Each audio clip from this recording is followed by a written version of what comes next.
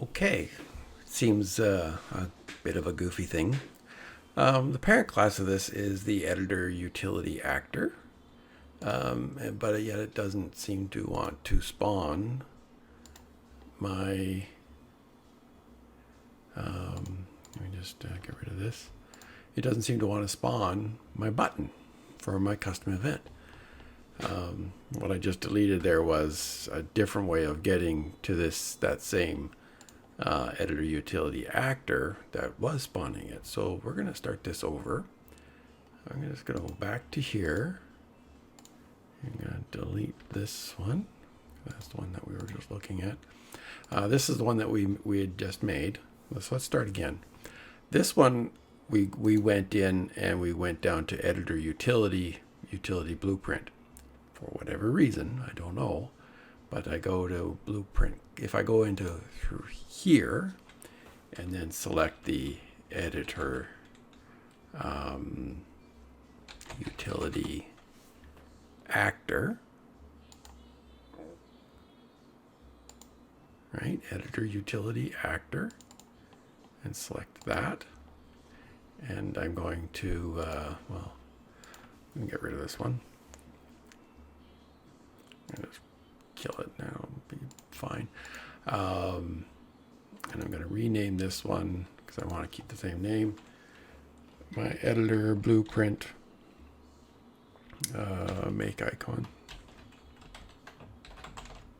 So the only difference is this one just says regular blueprint class underneath it, although it still has the parent class of editor utility actor. I go into here. Now let's start again. We'll go in here and we'll add our static mesh. Right, we're gonna set it as our default Z root, and I'm going to rename it to the static mesh component. And that's good for it. We added a variable for our selected mesh, and that was going to be a static mesh object reference, and that's going to be exposed. Okay, and then we went into our okay, so then from there we went into our world, and then we added that blueprint. So that's this blueprint, and I'm going to throw it in here, throw it back to 0, 0, 0. And we see that we've got our selected mesh. So kind of we're back to where we were. Now this is where it changes. So if I go into my event graph, I can get rid of these, and I want a custom event. And I'm going to make this custom event called I'm going to start with the letter A just to keep them in order. Load mesh. Okay, and I'm going to just do a print string off of this, just so that we can see it. And on this particular on events that you want to show up in the editor, you select call in editor. Okay, and we're going to compile that and save that. We'll come back into here, and now I got my button, and I can click it, and I get my hello. Right? Hello, hello, hello, hello. So that's how that's going to basically slowly work. So let's start by loading our mesh. In my first video where I showed a selection based on a type of class, that is something that certainly I can show later, but I think right now, because this way we can just select out of some basic starter content, just the static meshes. The workability of it will be the same with a small tweak to if we're doing it from a class, but that's probably something that we could show in a follow-up video maybe, and or if there's a comment or question on how to do that, then I can respond to that as well. So let's start with this. We're going to grab our static mesh, and let's make sure we have one that's valid. So we'll go is valid.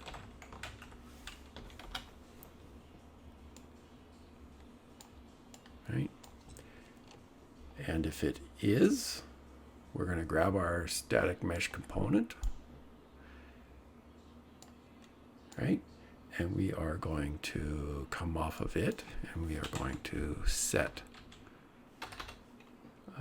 static mesh. Okay. And the mesh that we're going to set is the mesh that we've selected. Okay. So far, easy peasy. If it's not valid, obviously we don't want to do anything, but that's something that you can always modify and let it do whatever you want it to do. And that's really it for that first step. Okay, so we'll compile and save that. So if we now go into our world, and if we select into here and just get a look for some static meshes, there's a chair here from the starter content. So if I select that and I load it, there's our mesh. Okay. And it looks horrible, but that's okay. Let's look through our camera view. This always hurts my brain. I don't know how to do that very well. Let's go. Let's get out of there. There we go. And we should probably maybe grab our camera so it actually is looking at it to start. We'll get this little set up a little bit better here. So we're going to come up. Oh, and we should grab these two guys together. We'll set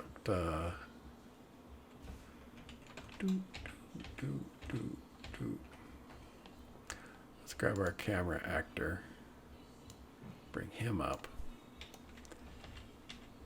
and we will rotate him so that here's our little viewer over here.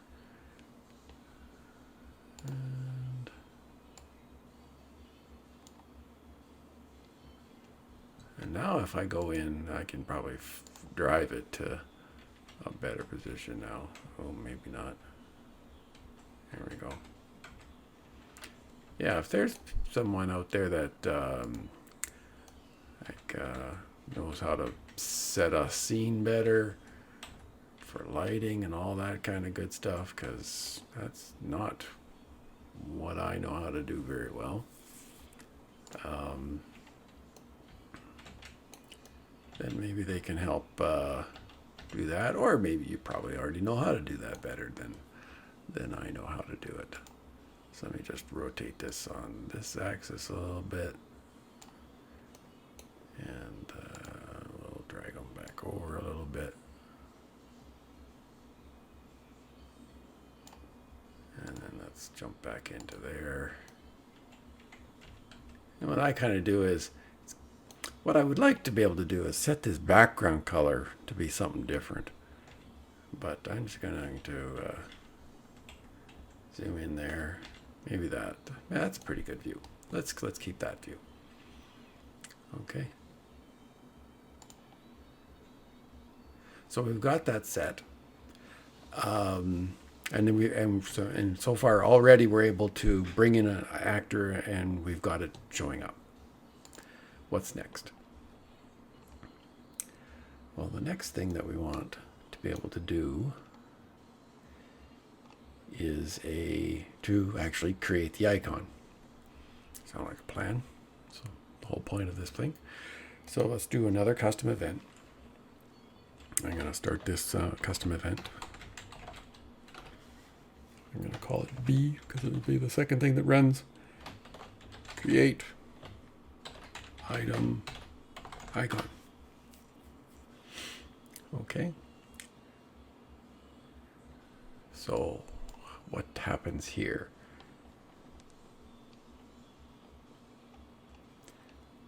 So from here, we are going to need the capture mesh component, and we are going to need a path of the storage path name and physical name of the mesh, so that we can create those files. So I'm going to start with my selected mesh. I'm going to get its display name. Okay. I'm going to store this actually in a asset path once we get there. So I'm going to create another variable. I'm going to call it the first thing that we are creating here is the render target for our icon. Render target icon asset path. And this is just going to be a string. Okay. I'll use that in a second. From that, I want to do a string append. Oops.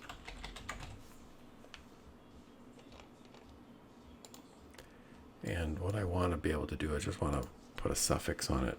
So render texture icon underscore, and then we'll put our mesh name there. Okay. And then I want to put it in a certain path. So I'm going to do another append. And this will be the end of it. And I guess what you're going to be looking for is your location path that you want it to save. So for this instance, it's going to be, if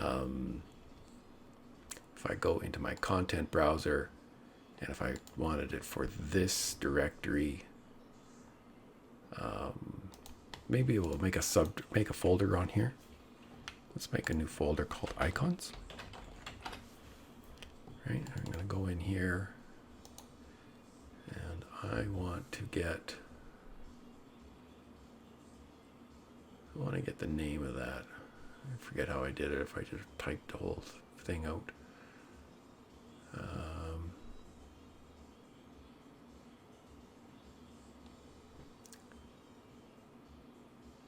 I'm going to just show it in Explorer, and I'm just going to get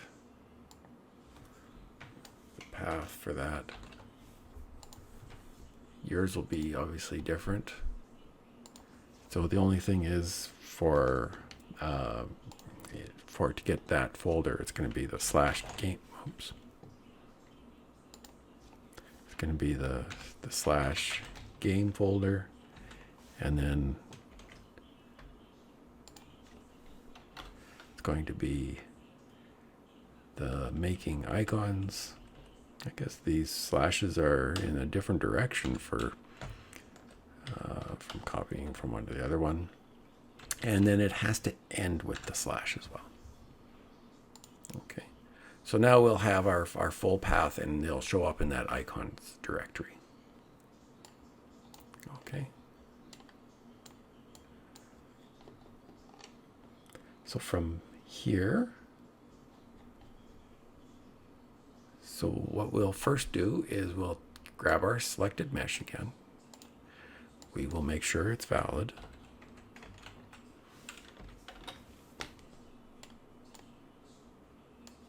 Right? And then if it is valid, we're going to set this so that we have the path of where we want to create our item into. This is the first step.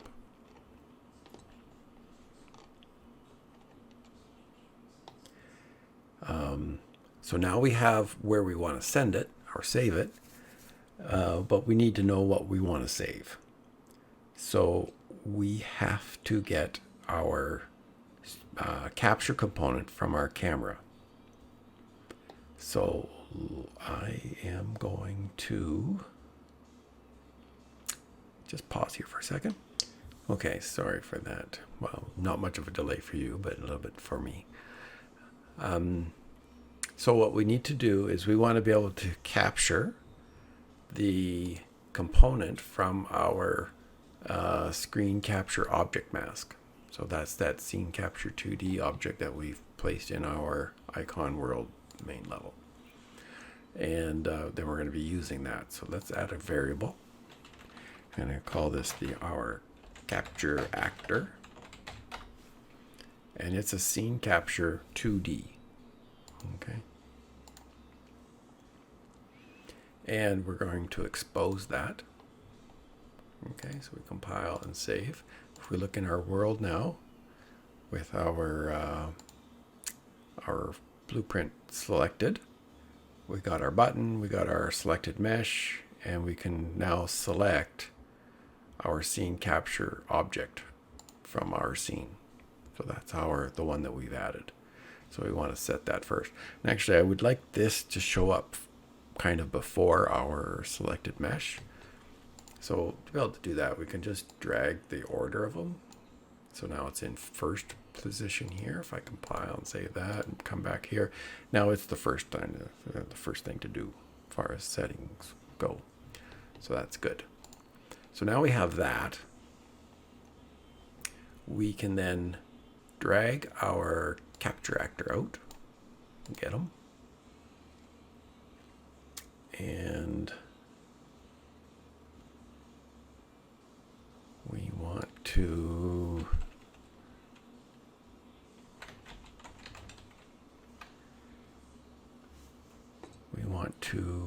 capture scene, capture component 2D.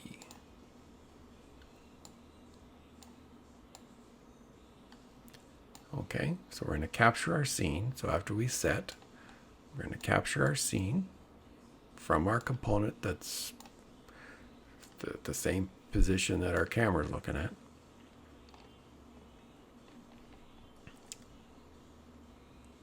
And what we want to find out is, first of all,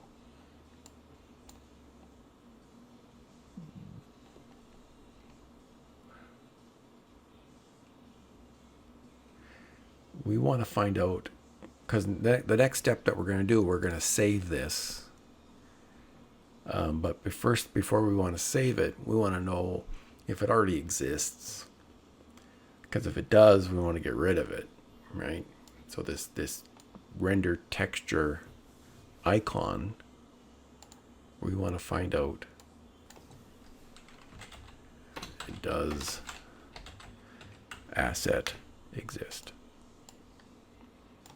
Okay.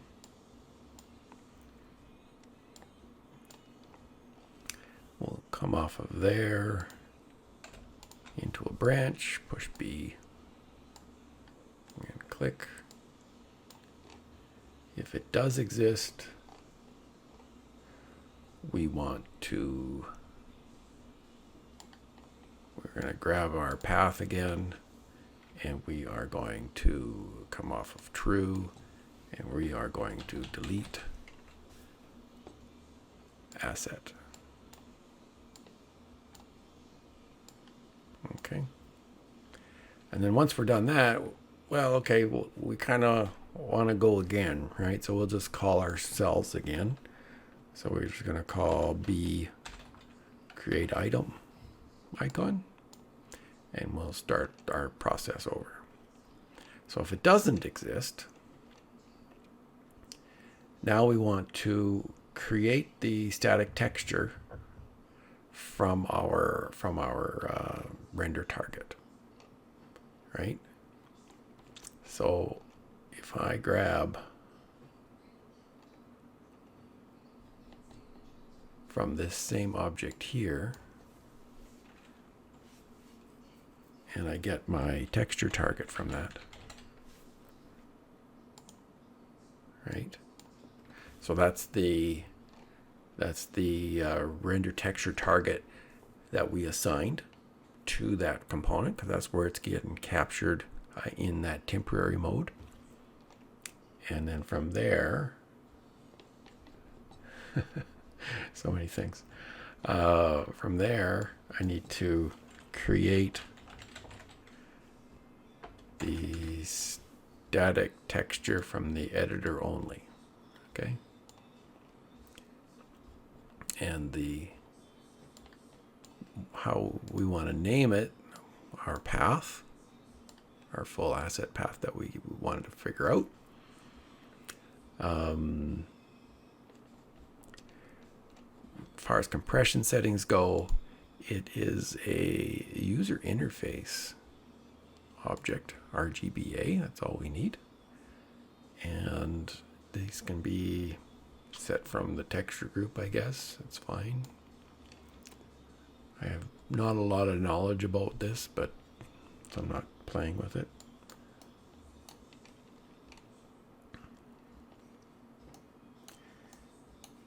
And then what I would like to do is then promote this to a variable. I'm going to call that our generated texture target. Okay. And now we want to save that asset. So we're going to save this loaded asset. And I guess if it's dirty, if there were changes to it, but since we just created it, it's definitely dirty, as they say. And then from here, we're going to go on and now create the material instance that will be based on this particular asset.